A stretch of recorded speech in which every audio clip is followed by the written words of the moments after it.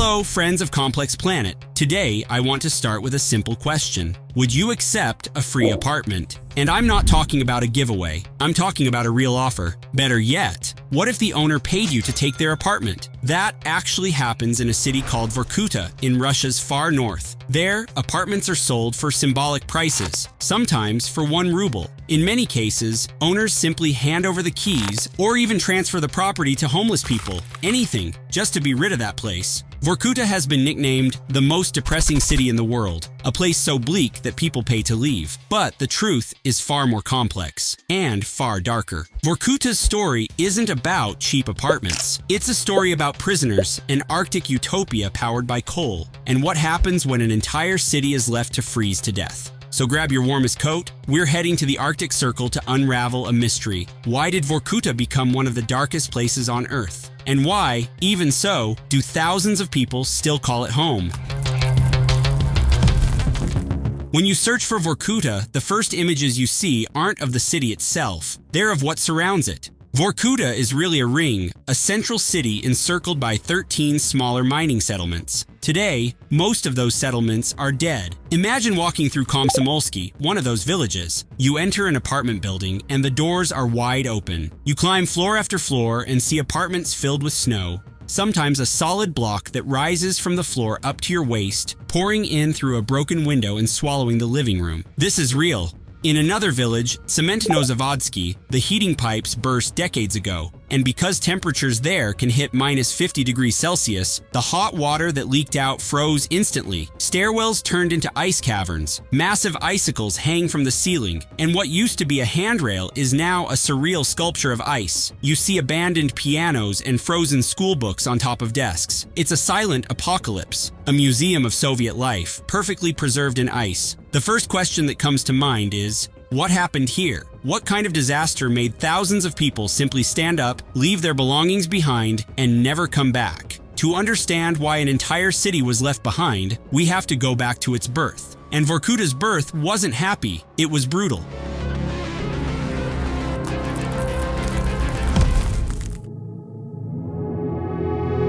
In the 1930s, Vorkuta wasn't a city, it was a project. The Soviet Union, under Stalin, needed coal to power its heavy industry. And geologists discovered that right there in the Arctic middle of nowhere sat one of the largest coal reserves on the planet. But there was a problem. Who, in their right mind, would move to a place where the polar night lasts for months and the cold makes your bones ache? Stalin's answer was simple. No one had to go willingly. Vorkuta wasn't built. It was carved out by prisoners. It began as Vorkutlag, one of the most notorious forced labor camps in the Gulag system. Hundreds of thousands of people, political prisoners, intellectuals, criminals, and later German POWs, were sent there with one task: dig coal. They worked in inhuman conditions. In winter, daylight might last 2 hours, barely a weak twilight. The rest was total darkness, wind, and -50 degrees Celsius cold. They built the mines, the railways, and the first buildings with their bare hands. The estimates of how many people died there are chilling. Some reports speak of over 200,000 deaths, bodies simply buried in the permafrost. Vorkuta was, quite literally, built on a mass grave.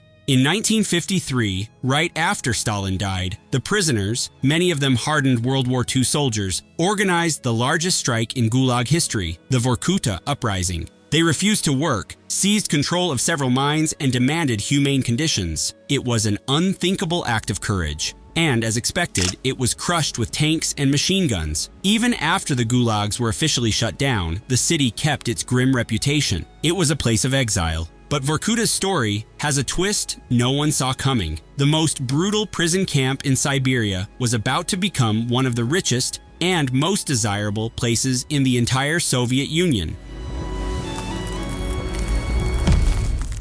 This is where Vorkuta's story gets wild. In the 70s and 80s, the Soviet Union desperately needed skilled workers to keep extracting that valuable coal. But how do you convince people to move to a place with a past that horrific? With money, a lot of money, the government created the Arctic bonus. If you went to Vorkuta, your salary wasn't just good, it was astronomical. A miner could earn double, even triple what a university professor in Moscow made. And that wasn't all. Vorkuta became a Soviet showcase city. While much of the country faced shortages and endless lines, Vorkuta's shelves were stocked. Imported goods, better food, clothes. The city had a magnificent theater, the Miners' Palace of Culture, with marble columns and crystal chandeliers. There were modern schools, sports centers, swimming pools. People who lived there at the time say Vorkuta felt more civilized and wealthier than Leningrad, today's St. Petersburg. It was a golden age. The 13 surrounding settlements were full of life. Around 200,000 people lived there. They came, worked brutally hard for 10 or 15 years, built a fortune, and retired.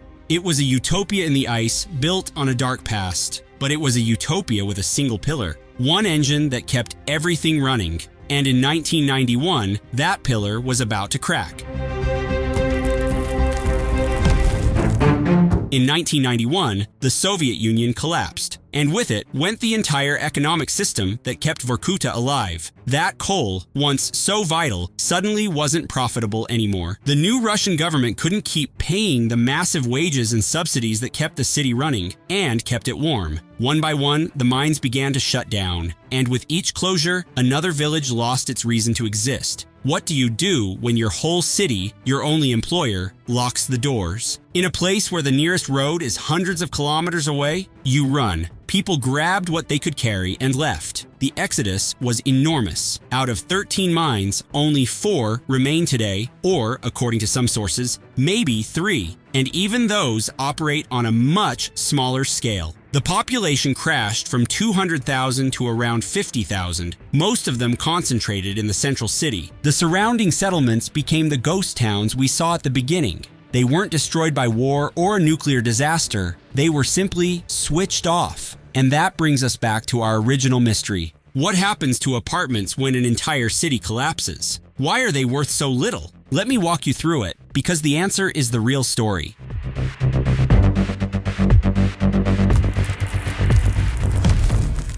If you buy a 1 ruble apartment in Vorkuta, you're not getting a bargain. You're stepping into a trap. Here's why. In a place that hits minus 50 degrees Celsius, heating isn't a luxury. It's what keeps you from dying. In Russia, heating is centralized, provided by state-run companies, and it can't simply be turned off. The problem is, the apartments are worthless, but the utility bills are brutal. The cost to keep an apartment heated, even if it's empty, can climb past $100 a month. Now, imagine this. You're a miner who just lost his job. You want to leave Vorkuta. You list your apartment. No one buys. Months go by. Eventually, you leave anyway, trying to start over somewhere else. But the heating bill keeps arriving in your name. Years later, that abandoned apartment has piled up thousands of dollars in debt. That's why apartments sell for such absurd prices. It's not really a sale, it's a transfer of debt. Owners are desperate to put the apartment in anyone's name just to escape the monthly bills. People aren't selling apartments. They're selling a burden. But if most people fled and whole villages are freezing shut, who are the 50,000 people still there? And what happens when you're the last person living inside a building that's turning into a ghost?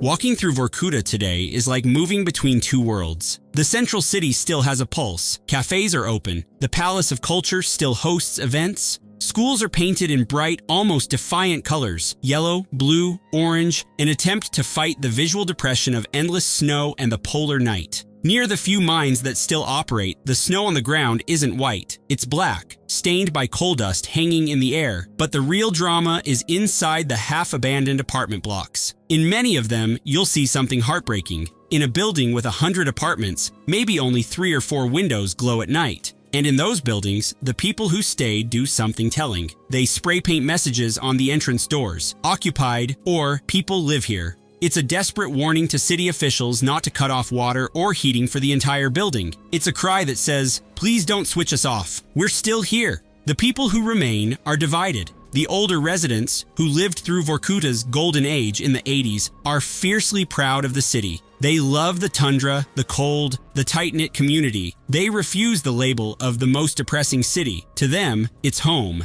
But the young are more realistic. In interviews, they're blunt. There's no future here. The moment they finish school, almost all of them leave for bigger cities. They don't want to become miners, the only job left. And so Vorkuta dies slowly, not suddenly like a catastrophe, slowly like an illness. It dies with every young person who gets on the train and doesn't come back, with every elderly resident who passes away, leaving behind another empty apartment.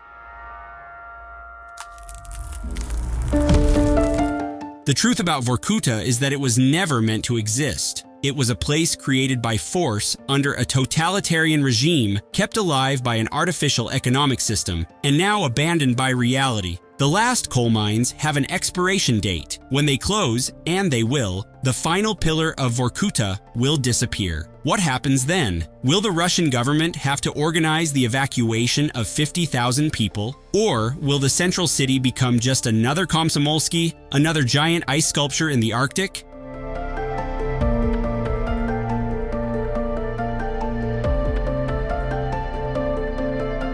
Had you heard Vorkuta's story before? Leave a comment, and if you enjoyed today's video, don't forget to like and subscribe. Every week there's a new story about the most beautiful and most contradictory places on this planet. Thanks so much for watching, and I'll see you in the next one.